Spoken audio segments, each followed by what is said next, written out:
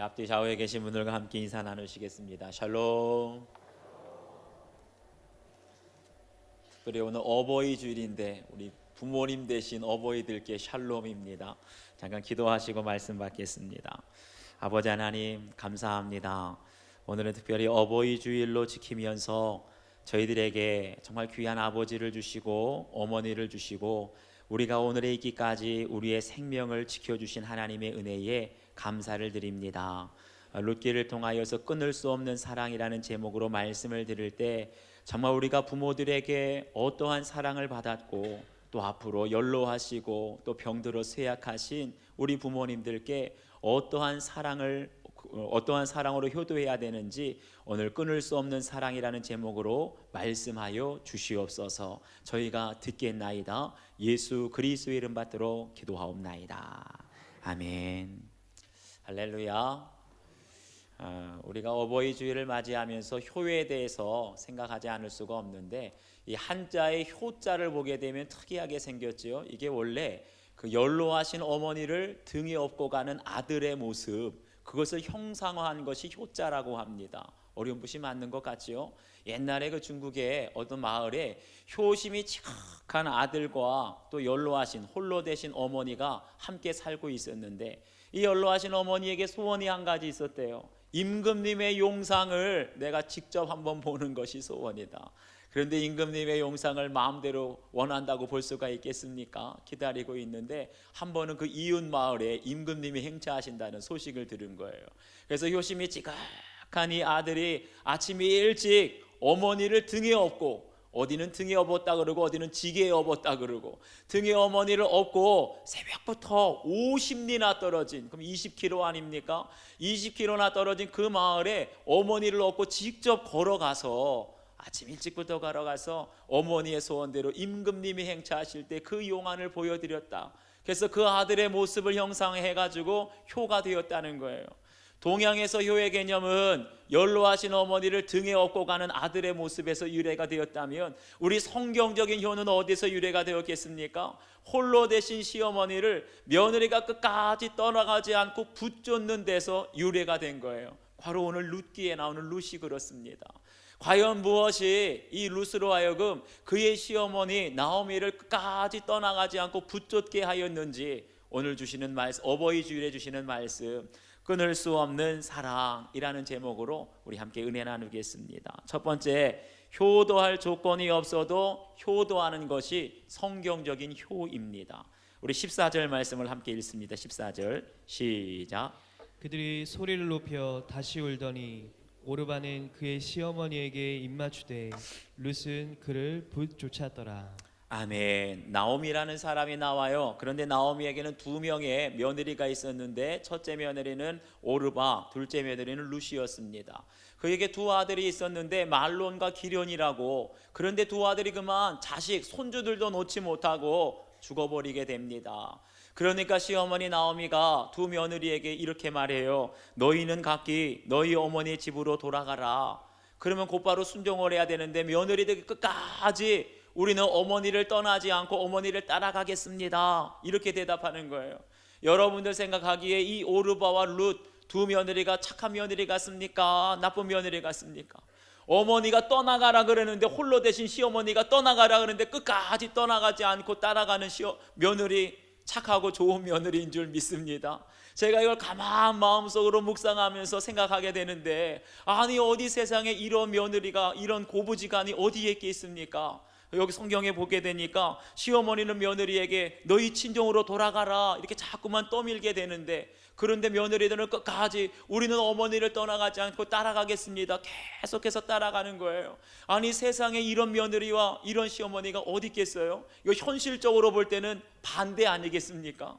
우리 현실적으로 보면 이런 말이 맞을 거예요. 시어머니가 며느리들에게, 얘들아 너희들이 어쩌면 나한테 이럴 수가 있느냐? 시어머니가 혼자 됐다고 너희들이 나를 박대하느냐? 이왕 시어머니면 끝까지 어머니를 모셔야 되는 건 아니겠느냐? 이렇게 말하면 며느리들이 뭐라 그러겠어요?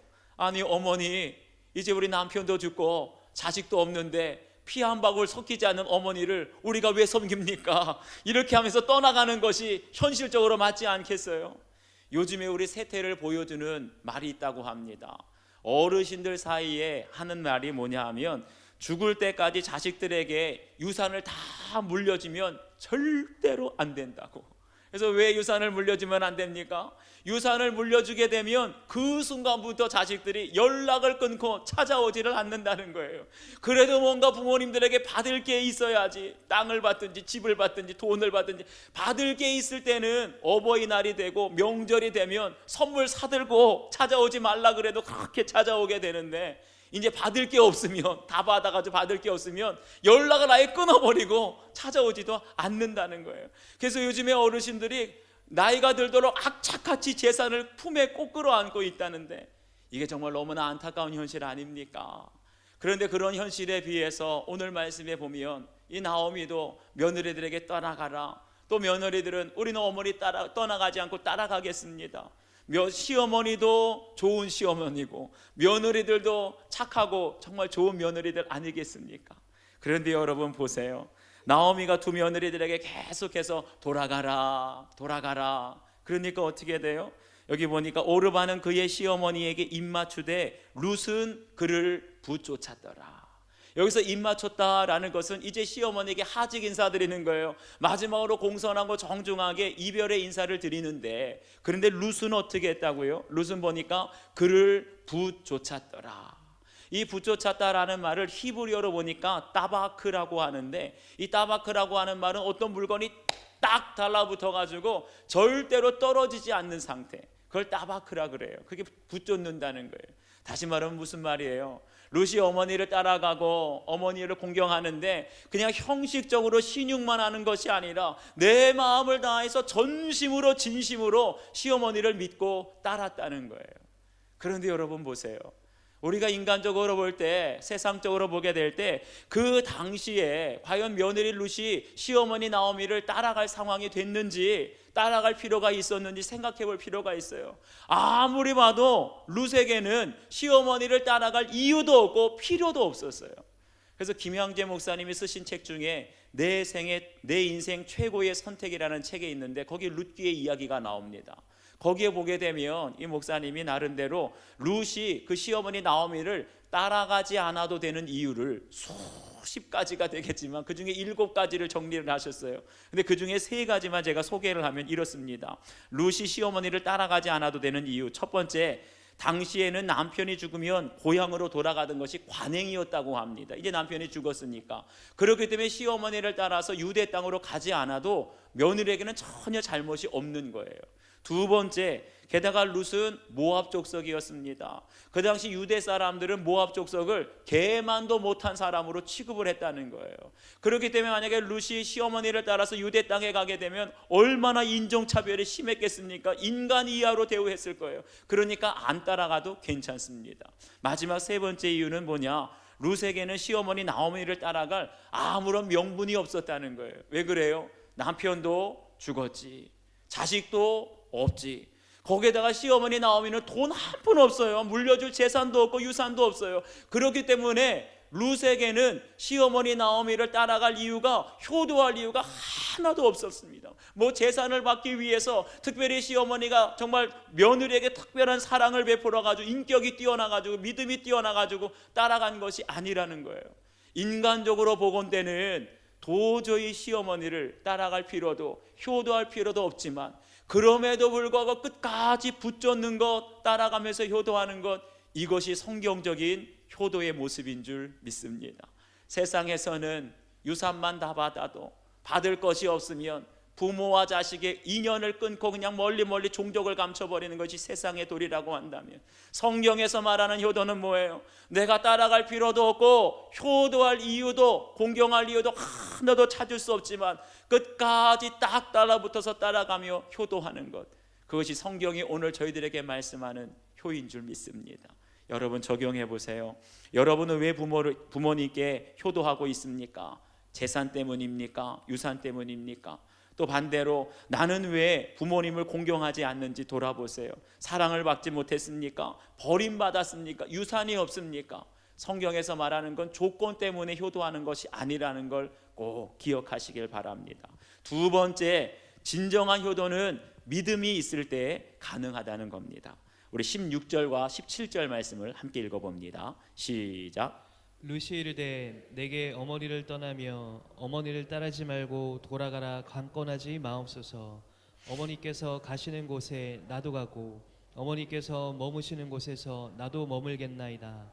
어머니의 백성이 나의 백성이 되고 어머니의 하나님이 나의 하나님이 되시리니 어머니께서 죽으시는 곳에서 나도 죽어 거기 묻힐 것이라. 만일 내가 죽는 일 외에 어머니를 떠나면 여호와께서 내게 벌을 내리시고 더 내리시기를 원하나이다 하는지라. 아멘. 시어머니는 며느리를 계속해서 돌아가라 떠나가라 말하는데 며느리 룻은 절대로 떠나갈 수 없다고, 그러면서 마지막에 이러한 고백을 하는 거예요. 어머니의 하나님이 나의 하나님이 되시리니. 보세요.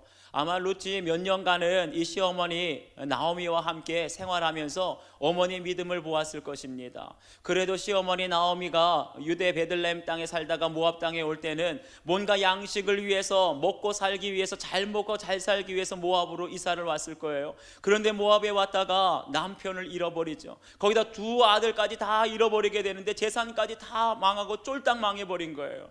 그런데 그런 인간적인 모습을 옆에서 같은 여자로 가만 보니까 정말 여자로서는 가장 큰 슬픔이고 아픔이고 고난 아닙니까? 남편 죽었지, 자식들 다 죽었지. 인간적으로 가장 큰 슬픔과 고난 가운데에 그 시어머니의 모습을 보니까 누구를 원망하는 것이 아니라 끝까지 하나님만 붙들고 있는 거예요.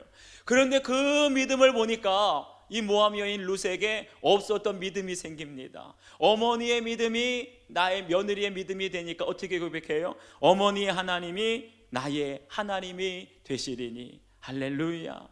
참 이걸 보면서 깨닫는 게 있어요. 우리 시어머니들이 정말 며느리들에게 잘하시기를 바랍니다. 시어머니들이 믿음으로 하나님 붙들고 있으면 시어머니의 믿음이, 시어머니 하나님이 나의 하나님이 이렇게 고백이 나오게 된다는 거예요. 그런데 보세요. 이렇게 믿음이 들어가게 되니까 없던 사랑이 있게 되는 거예요.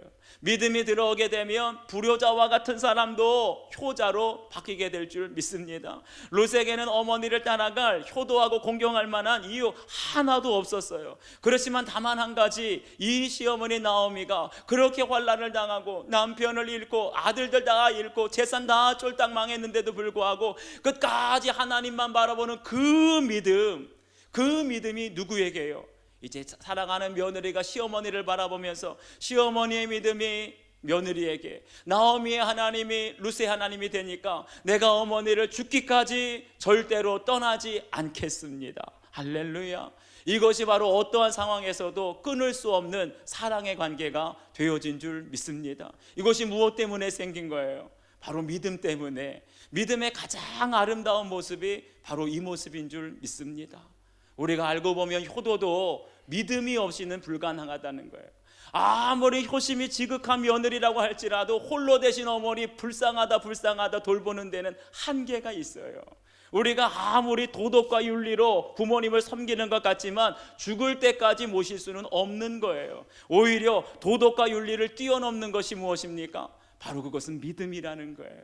그렇기 때문에 효의 근본은 유교에서 말하는 유교적인 그런 도덕과 윤리가 아니라 진정한 효의 근원은 바로 믿음에 있는 줄 믿습니다. 믿음이 있을 때에만 우리 부모님을 진정으로 효도할 수 있다는 거예요. 내가 예수님을 인격적으로 만나게 되고 예수님의 생명이 내 안에 들어와서 하나님의 말씀으로 내 죄를 깨닫게 되면 그때에서야 비로소 우리가 부모님을 바라보는 시선도 달라지게 된다는 거예요. 아무리 부모님 공경할 것이 없고 존경할 것이 없고 아무리 부모님이 병들고 신경쇠약 우울증에 걸렸다 할지라도 심지어는 부모님이 나에게 물려준 건 상처와 아픔, 어쩌면 버림받은 자식들도 있을지 모르겠어요. 우리 부모가 나를 버렸다고 할지라도 하나님의 사랑이 내 안에 있고 하나님의 말씀이 내 안에 있으면 아무런 조건이 없이 우리 부모를 끝까지 공경하게 되는 줄 믿습니다. 이게 바로 성경에서 말씀하는 믿음으로 말미암는 효도라는 거예요. 어떤 집사님이 홀 시아버지와 백수 시동생, 직장이 없는 백수 시동생을 모시는 여집사님인데 그분의 간증이에요. 그래도 홀 시아버지를 모시고 백수 시동생을 모셨지만 남편만큼은 아내의 말을 잘 들어줘서 남편 때문에 내가 살 수 있겠다 했는데 그만큼 남편이 결혼 13년 만에 외도를 시작하더니만 얼마 지나지 않아서 집을 나가버렸답니다. 아니 그러고 나서 얼마 지나지 않아 또 홀로 된 시아버지는 치매에 걸리게 됐어요. 남편은 바람이 나서 집 밖을 나가게 되었지, 또 홀로 되신 시아버지는 치매에 걸렸지. 지옥 같은 가정 아니겠습니까? 그래서 이 며느리 여자 집사님이 난 이런 지옥 같은 집에서 더 이상 못 살겠다, 탈출하고 싶다, 이혼을 하려고 했는데 남편이 이혼해 주지 않는 거예요. 그런데 그때쯤 아는 지인으로부터 소개를 받아서 말씀 공동체, 예배 공동체 나오게 됐어요. 기도할 때마다 은혜를 부어주시니 은혜 받고 또 눈물도 흘리게 됐는데, 기도할 때마다 나오는 기도는 나는 시아버지한테 효도할 수 없습니다, 이 기도만 계속 나오더라는 거예요. 남편은 바람나서 집을 나가버렸지. 홀로 되신 아버지는 이렇게 치매 걸려가지고 정신이 없으신데, 그런 아버지를 내가 봉양하지 않는다고 누가 나를 정죄하겠느냐, 이것이 이 집사님의 주제가였어요. 그런데 그러다가 하나님의 말씀이 들려오기 시작합니다. 하나님의 말씀으로 내 가정이 해석되어지고 하나님의 말씀으로 내 인생이 해석되니까 지금까지 나는 피해자인 줄만 알았는데, 남편의 피해자, 시부모님의 피해자인 줄만 알았는데, 하나님의 말씀이 들어오니까 내가 피해자가 아니라 가해자라는 것을 깨닫게 됐어요. 내가 가난하고 어려운 시집에 와가지고 시부모님을 모신다고, 무능하고 직장 없는 백수 시동생을 모신다고 그러면서 오히려 교만하고 이기적으로 시대 식구들을 무시하면서 살아왔던 것, 그것이 회개가 됐어요. 그러면서 항상 정신없이 이상한 말, 엉뚱한 소리를 하고 직장에도 못 나가게 하는 그 시아버지를 바라보면서 이런 기도도 했답니다. 우리 시아버지 하나님 빨리 데려가 달라고. 그렇게 기도하다가도 또 남편이 아버지 모시면 내가 생활비 준다고, 그러니까 시아버지를 마치 인질처럼 붙들어가지고, 그러면서 말씀이 들어와 보니까 나는 뼛속까지 자기밖에 모르는 아주 이기적인 죄인이라는 것을 깨닫고 회개하면서 통곡했다는 거예요. 바로 그런 사람만이 진정한 효도를 하게 되는 줄 믿습니다. 내가 죄인임을 깨닫고 시아버지를 모시는데, 아버지가 이제 치매가 더 심해지셔서 집에서 모실 수 없고 요양원에 모시게 됐어요. 그래서 요양원으로 가는 날 이 며느리가 아버지한테 이렇게 말합니다. 아버님, 그동안 저랑 사시느라고 고생 많으셨어요. 그랬더니 그 아버지께서, 시아버지께서 운전하는 아들은 치매 때문에 못 알아보고 며느리에게 이렇게 말하더랍니다. 아니에요, 아주머니, 그동안 고마웠어요, 수고했어요. 아버지가 치매가 걸려서 며느리도 못 알아봐요. 그렇지만 기억하는 건 그동안 고마웠어요, 수고했어요. 이 말을 듣는데 그게 마치 하늘에서 이 여자 집사님에게 수고했다, 잘했다, 이렇게 칭찬하는 것 같아가지고 이 집사님이 눈물을 흘렸다는 거예요. 사랑하는 여러분, 여러분 한번 적용해 보세요. 여러분은 지금 도덕과 윤리로 부모님에게 효도하고 있습니까? 아니면 믿음으로 효도하고 있습니까? 이상하고 무능력하고 병들고 나를 버린 부모라고 할지라도 이 여자 집사님처럼 믿음으로 효도할 수 있습니까? 적용해 보세요. 마지막 세 번째, 효도하면 하나님의 추수의 은혜가 있게 됩니다. 우리 22절 말씀을 함께 읽습니다. 22절 시작. 나오미가 모압 지방에서 그의 며느리 모압 여인 룻과 함께 돌아왔는데 그들이 보리 추수 시작할 때에 베들레헴에 이르렀더라.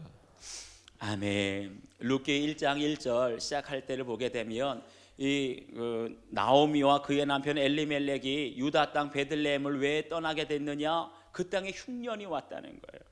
그래서 흉년이 오게 되니까 양식을 구할 수가 없어서 양식을 구하기, 먹고 살기 위해서 모압 땅으로 갔다는 거예요. 그래서 모압 땅에 가게 되면 우리 가족이 잘 먹고 잘 살 것이다 생각하고 갔는데, 오히려 거기에서 남편, 두 자식, 두 아들 다 죽게 되고 재산까지 다 쫄딱 망하게 된 거예요. 보세요. 우리 인생에 찾아온 흉년을 하나님의 말씀대로 순종하는 것이 아니라, 하나님의 뜻대로 믿음대로 살아가는 것이 아니라 인간적인 방법, 세상적인 방법으로 살아가게 되면 오히려 더 큰 흉년을 만나게 된다는 거예요. 그게 바로 나오미의 결론이었습니다. 그리고 나니까 21절에 뭐라고 고백하냐 하면 여호와께서 나를 징벌하셨고 전능자가 나를 괴롭게 하셨다라고 고백해요. 이게 무슨 말입니까? 나오미도 알고 있는 거예요. 하나님께서 우리에게 심판, 인생에 큰 흉년이 다가오게 되는데 이것을 하나님의 방법대로가 아니라 인간적인 방법대로 하게 되니까 하나님의 집 베들레헴을 떠나서 어디로 갑니까? 세상의 집 모압의 집이 간 그 죄를 인정한 거예요. 그러다 보니까 하나님의 심판으로 우리가 고난을 당하게 되었고 그것으로 인해 회개하며 지금 돌아오게 되었다 고백하는 거예요. 그런데 나오미의 그 회개를 누가 봅니까? 룻이 보는 거예요. 며느리가 어머니의 회개하는 그 믿음을 보고 끝까지 어머니의 믿음을 보고 붙잡게 되니까 하나님께서 어떻게 축복해 주십니까? 보리 추수 시작할 때에 베들레헴에 이르렀더라. 분명히 나오미의 가정이 베들레헴을 떠날 때에는 흉년이 들었었는데 하나님의 말씀이 들려지고 회개하고 돌아오니까 또 사랑하는 며느리 룻이 끝까지 어머니께 효도하는 믿음으로 붙잡게 되니까 하나님께서 흉년을 바뀌어 추수의 때에 추수의 은혜를 베풀어 주신 줄 믿습니다. 우리의 인생이 비록 흉년을 만났다 할지라도 하나님의 말씀을 듣고 순종하게 되면 우리가 끝까지 공경할 수 없고 효도할 조건이 없는 부모라 할지라도 끝까지 붙잡히며 효도하게 되면 하나님께서 저와 여러분의 가정에 추수의 은혜를 부어주시는 줄 믿습니다. 저도 지난 어버이 날에 일산에 홀로 계신 어머니를 찾아뵈었어요. 근데 얼마 전부터 어머니께서 자꾸만 전화를 오시는데 요즘에 불면증 때문에 시달리신다고. 불면증이 참 힘듭니다. 그래서 신경정신과에 가서 약을 조제해서 먹는, 처방을 받아서 먹는데 자꾸만 그거 먹고 난 다음부터 심장이 막 두근두근거리고 혈압이 올라오고 열이 올라오고 막 후유증이 일어난다는 거예요. 그러다가 제가 어버이날 찾아뵙고 어머니 평상시에 좋아하시는 고기를 좋아하셔 식사를 대접하고 집에 찾아가서 대화를 하는데 어머니께서 그런 말씀하시는 거예요. 병원에서 처방받은 약을 요즘에 안 먹고 있다는 거예요. 끊어버렸다는 거예요. 그래서 어머니 약을 왜 끊으셨어요? 그랬더니 어머니 하시는 말씀이 교회에 기도 많이 하는 권사님이 있는데 권사님 그 약 오래 드시면 나중에 치매 와요. 빨리 끊어요. 그래가지고 끊었다는 거예요. 제가 그 말을 듣고 나서 갑자기 그냥 혈기가 올라오면서 언성이 높아지고 어머니한테 그랬어요. 아니 어머니, 약사의 처방, 의사의 처방을 따라야지 왜 기도하는 권사님 말을 듣고 약을 함부로 끊으십니까? 그러면 안 돼요. 제가 언성이 높아지니까 어머니가 갑자기 아무 말을 못 하시고 얼굴이 붉게 혈압이 오르시는 거예요. 그러면서 갑자기 가슴을 맞추시면서 숨을 못 쉬시고 갑자기 답답하다고. 제가 그 모습을 보고 참 마음이 아팠어요. 뭔가 말을 하고 싶은데 말이 나오지가 않는 거예요. 예전에는 그렇게 저희 어머니가 무서웠거든요. 엄하시고 그냥 강하신 분이셨어요. 그랬는데 제가 그 모습을 보면서 우리 어머니가 그동안 너무나 약해지셨다. 여러분, 우리의 부모님들은요 금방 약해지세요. 우리가 어렸을 때는 그렇게 무섭고 강하셨던 어머니, 아버지라고 할지라도 연세가 드시면 금방 약해지시더라고요. 아버지랑 사별하시고 이제 누구에게 의지할 데 없으니까 사람들이 뭐라고 말하면, 자식들이 뭐라고 말하면, 예전에는 큰 소리 쳤을 텐데 이제는 아무 말도 못해요. 감정을 속으로 계속해서 그걸 억누르다 보니까 화병이 생긴 거예요. 숨을 자꾸만 못 쉬겠다고, 답답하다고, 어떻게 하면 좋냐고 그러면서 저에게 그래요. 아들 일로 와서 엄마를 위해서 기도 좀 해줘, 기도 좀 해줘. 그래서 소파에 무릎을 꿇습니다. 제가 어머니께 가서 머리에 손을 얹고 안수 기도를 해드렸어요. 사랑의 하나님, 이 종을 불쌍히 여겨 주시옵소서. 하나님의 치유의 손길로 사랑하는 어머니의 병든 몸과 마음과 영혼을 깨끗이 고쳐 주시옵소서. 그래도 심장이 가라앉지가 않는 거예요. 그래서 어머니 혹시 우황청심원이 있어요? 우황청심원. 그랬더니 어디서 꺼내와요. 하나를 꺼내와요.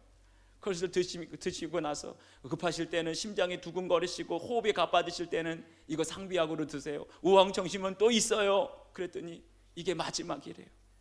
그래서 어머니 모시고 가까운데 약국이 있냐고 같이 갔어요. 같이 가서 우황청심은 몇 개 상비약으로 이거 꼭 앞으로 심장이 또 두근거리시고 그러면 드시라고. 그리고 또 외출을 못 하신대. 요즘에 몸이 약해가지고. 그래서 면역이 많이 떨어지셔서 비타민 T 약이랑 몇 가지 사드리고 엄마 몸조리 잘하세요. 떨어지진 않았지만 무거운 발걸음을 떼고 집으로 오는데 제 마음속에 그런 생각이 듭니다. 바쁜 목사는 나쁜 목사라 그랬어요. 그런데 바쁜 자식은 나쁜 자식이에요. 그동안 제가 바쁘다는 핑계로 어머니를 자주 찾아뵙질 못했는데 그렇게 약해지실 줄 몰랐어요. 몸도 약해지시고 마음도 약해지시고, 그러니까 할 말도 제대로 하지 못하고, 그러고 그냥 아무 말 없이 와서 무거운 마음으로 집에 왔다가 그 다음 날에 이제 출근하려 그러는데 아내가 누군가 아침 일찍부터 통화를 하고 나서 제 마음이 무거운 걸 알고 힘든 걸 알고 저한테 그러는 거예요. 여보, 걱정하지 마세요. 어머니 다시 살아나셨어요. 그래서 아니, 어머니가 살아나셨는지 안 살아나셨는지 당신이 어떻게 알아요? 그랬더니 아침에 통화를 했는데 어머니가 어제 그 전날 저희가 찾아가 뵐 때 그냥 가겠습니까? 어머니 반찬거리며 밑반찬이며 김치며 또 평소에 좋아하시는 떡, 곶감 이런 거 저 있으면 다 해다가 다 갖다 드리고, 또 어머니 가장 좋아하시는 거 갈 때 그냥 가면 됩니까? 용돈도 또 챙겨드리고. 그랬더니 처음에는 자식이 뭐라고 말 한마디 하니까 그냥 심장이 두근두근 화병에 엉들린 것이 왔는데 이제 조금 약 드시고 안정 찾으니까 자식들이 챙겨온 음식 다 보니까 기분이 좋으신 거예요. 오늘 구역 예배 드리는데 너희가 챙겨온 이 음식, 과일도 다 종류별로 과일 갖다가 구역 식구들 대접할 거라고. 목소리를 들으니까 완전히 살아나셨다는 거예요. 할렐루야. 사랑하는 여러분, 저는 바쁜 목사고 바쁜 자식이고, 그래서 나쁜 목사고 나쁜 자식입니다. 제가 아무리 부족하고 제가 아무리 허물이 많지만 그럼에도 하나님 말씀대로 순종하며 어머니 머리에 안수하고 기도했더니 하나님이 그 조그만 것까지도 불쌍히 여기시고 고쳐주신 줄 믿습니다.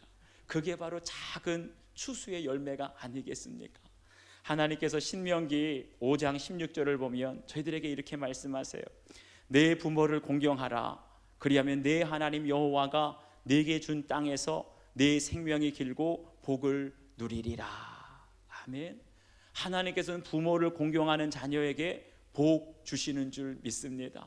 제 주위에 잘 되는 사람들, 목사님들 중에도 잘 되고 성도님들 중에도 잘 되는 분이 있다면 한 가지 공통점이 있어요. 부모님을 공경하고 부모님에게 잘 해드리는 분은 하나님께서 복을 주시더라고요. 우리 교회 성도님 중에도 지금 아주 사업을 크게 하시는 분이 계세요. 그런데 신방을 해보니까 지금 하시는 사업보다 2배 더 큰 사업을 지금 준비하고 계시더라고요. 그런데 그분이 어떤 분이냐? 우리 목감동에서 홀로 되신 어머니께 효도하는 효자로 소문난 분이세요.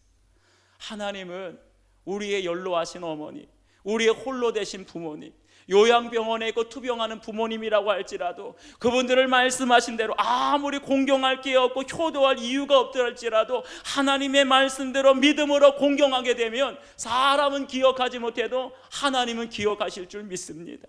그러면 부모가, 우리의 연로하신 부모님, 병드신 부모님이 우리에게 복을 주시는 것이 아니라 우리가 하나님 말씀대로 믿음으로 부모님께 효도하면 하나님이 그거 기억하시고 하나님의 복을, 추수의 은혜를 저희들에게 부어주실 줄 믿습니다. 여러분 한번 적용해 보세요. 하나님께서 부모 공경을 통해서 여러분과 여러분 가정에 부어주신 추수의 은혜가 흉년이 바뀌어서 추수의 은혜를 부어주신 것이 무엇인지 여러분 기억해 보시길 바랍니다. 우리 오늘 주신 말씀을 기억하시면서 오늘은 우리가 어버이 주일로 지키고 있어요. 특별히 부모님을 위해서 이 시간 함께 기도하실 텐데 혹시라도 여러분들 중에는 부모님께 효도하고 싶어도 찾아갈 부모님도 만나볼 부모님도 없는 분 계실 거예요. 그런 분들 계시다면 지금까지 우리가 어떤 사랑을 받았는지를 기억하시기를 바랍니다. 그리고 연로하신 부모님, 특별히 요양원에 계시거나 투병 중에 계신 부모님 계시면 우리 간절히 기도합시다. 하나님 불쌍히 여겨주시고 고쳐주시옵소서. 우리 사랑하시는 부모님들 노년에도 더욱더 건강하게 하나님의 은혜 가운데 행복하게 살아갈 수 있도록 우리 부모님들을 축복하여 주시옵소서. 우리 어버이날에 부모님들의 은혜를 기억하면서 간절한 마음으로 함께 기도하겠습니다. 기도합시다. 아버지 하나님 참으로 고맙고 감사합니다. 저희들에게 하나님의 사랑, 하나님의 은혜를 깨달으라고 육신의 부모님 이 땅에 허락하여 주셨는데 우리가 철이 없을 때는 부모님의 사랑을 알지 못하고 철이 들어 부모님께 효도하려고 하면 부모님이 너무나 편찮으시고 연약하시고 찾아가고 싶어도 찾아갈 수 없는 부모님 우리들이 있습니다. 아버지 하나님, 불쌍히 여겨주시옵소서. 우리가 불효자이고 우리가 죄인입니다. 받은 사랑은 너무나 많은데, 받은 은혜는 너무나 많은데 우리가 갚을 길이 없습니다. 되돌릴 수가 없습니다. 우리를 위해서 평생 수고하시고 애쓰시고 온 몸과 마음까지 병드신 우리 어머니, 우리 아버지를 불쌍히 여겨주시고 주의 손으로 안수하여 주셔서 우리 부모님들 노년에도 영육간에 강건케 하여 주시고 주님 붙들어 주시고 주님 동행하여 주셔서 우리에게 보신 그 은혜대로 합당하게 하나님의 은혜와 축복 속에 노년을 평안하게 살아가실 수 있도록 도와주시옵소서.